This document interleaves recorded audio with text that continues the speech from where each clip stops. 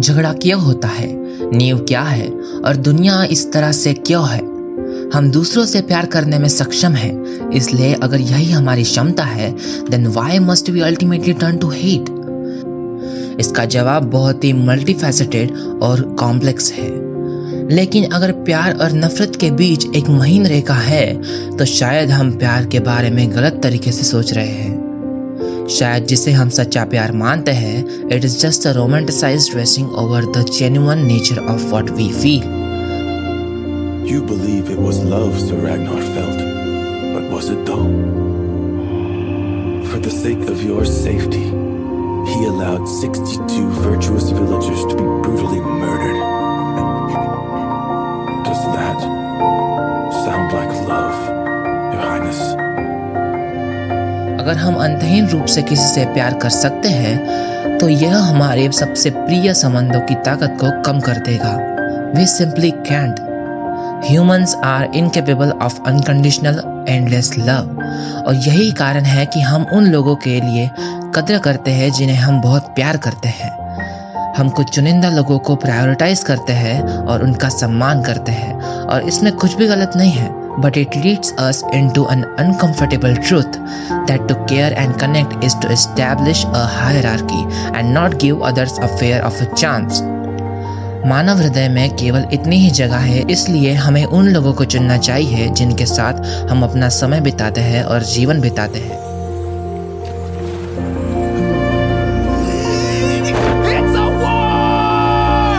It seems like a cynical thing to say, but from the perspective of someone exposed to the constant terror of sweeping conflicts, of the ramification of a war-torn nation, यह देखना मुश्किल नहीं है कि कोई इस तरह से क्यों सोचेगा। और आप रियलिटी में इस पर्सपेक्टिव को दोष नहीं दे सकते जब तक कि आपने पहले इस भयानक जीवन को नहीं जिया है। जिस तरह हम लगातार ऐसे निर्णय लेते हैं जो हमें कुछ और अनुभव करने के लिए, कुछ चुनने के लिए मजबूर करते हैं, जिस तरह हम चुनते हैं कि इस दुनिया में हमारे पास सीमित मात्रा में हमारे समय के साथ क्या करना है, हमारे दिलों में प्यार की सीमित क्षमता है, and we can not love unconditionally to everyone that we meet. We have this peaking order. We have random entropies biases along with logical ones built upon giving and taking and exposure and experiences. We don't like people because we are jealous. We are pity. We are Hippocrates. हम कुछ लोगों की पीड़ा को नजरअंदाज करते हैं, जबकि हमने जिन्हें चुना है उनके बारे में ही सोचते हैं। It's unavoidable. क्योंकि इस दुनिया में सभी के लिए समान रूप से प्यार महसूस करना is to feel pain for every single death or tragedy, जो हमारे दृष्टिकोण को बिना शर्त सहानुभूति की चादर में लपेटता है, और कोई भी इस सब को संभालने में सक्षम नहीं है। Perhaps it is just an inherent fact of life. A warrior, a true one, needs no sword.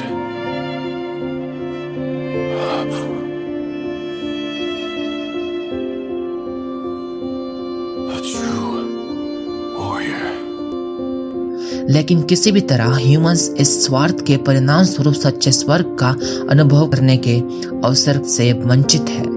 इसलिए इस मानवीय मजबूरी को प्राथमिकता देना ही भेदभाव करना है। So to have this human compulsion to prioritize is to discriminate. What about how parents feel? Husbands and wives? Or the way that Ragnar seems to cherish me and I him? What do you call that feeling? I call it discrimination. और जब हम भेदभाव करते हैं, हम उन चीज़ों की रक्षा करने के लिए इच्छुक होते हैं जो हमारे पास सबसे अधिक है, और बाकी सब कुछ अपने लिए लेते हैं। यह एक संघर्ष को जन्म देता है जो कभी नहीं रुकता, जो मनुष्य के लगाए गए इस बीज से उत्पन्न होता है। Nothing on earth with this blessing and curse can possibly embody this unconditional true love. पेड़ और बर्फ और तारे और समंदर, this is love. Because they cannot hate or rank. और इस तरह मनुष्य के लिए वास्तव में प्यार करने का एकमात्र तरीका is death. When he died, he became more beautiful than anyone among the living. You might say that he is love itself. No longer will he hate, no longer make war, no longer will he plunder. Logic dictates that only when someone becomes unable to think and prioritize, only when they lose their free will and become one with nature, are they able to embody this.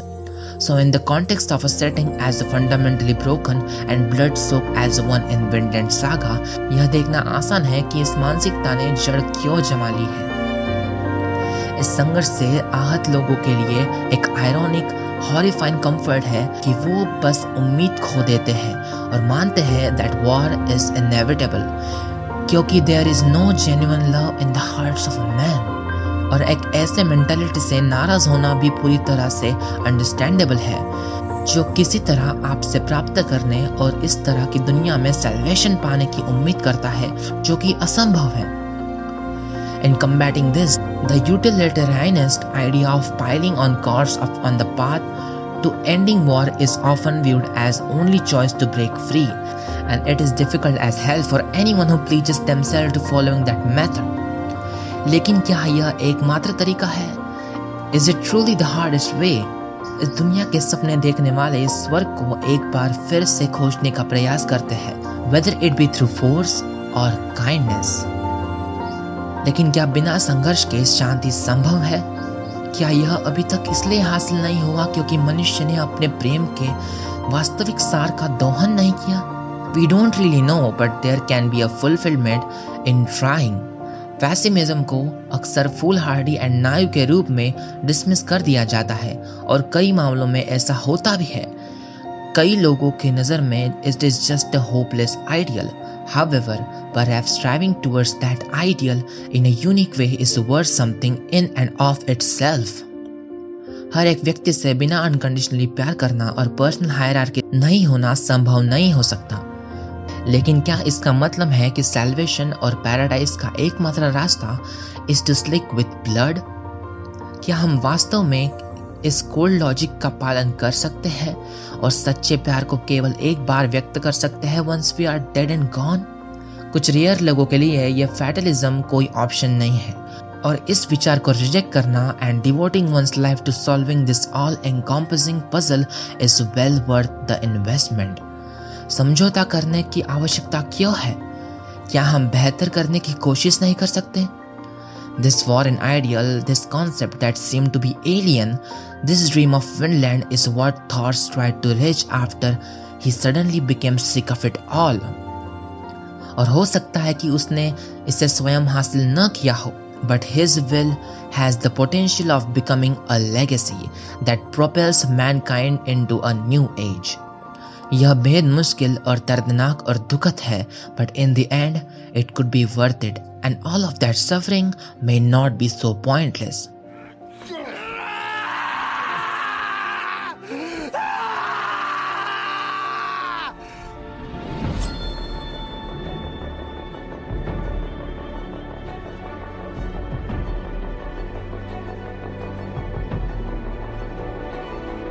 We were expelled long ago, but through sheer agonizing effort, maybe we can aspire to reach paradise once more, whether it be with the swing of a sword or a shake of a hand. Thanks for watching.